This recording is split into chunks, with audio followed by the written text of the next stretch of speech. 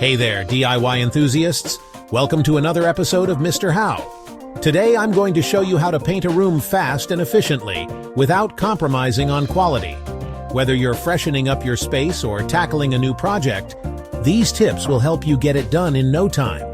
Let's dive in. First, preparation is key. Remove any furniture or cover it with plastic sheets. This will protect your belongings from paint splatters and make it easier to move around the room. Use painter's tape to protect edges, trim, and switches.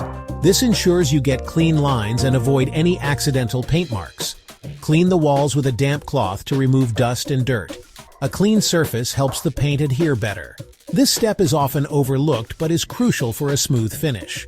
Next, gather your supplies. You'll need paint. Make sure you have enough for the entire room.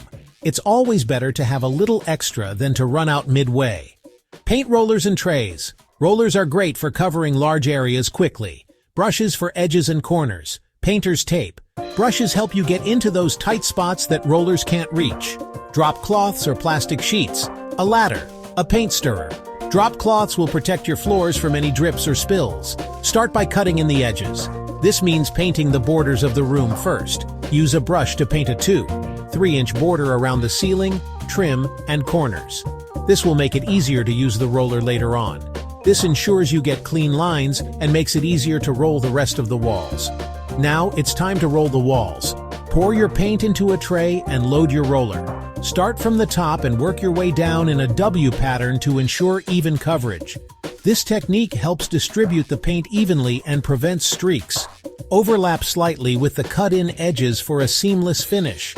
This blending technique ensures there are no visible lines where the brush and roller meet. Depending on the color and type of paint, you might need a second coat. Wait for the first coat to dry completely, usually around 2-4 hours, then repeat the rolling process. Patience is key here to avoid any smudging or uneven patches. This ensures a vibrant and even finish.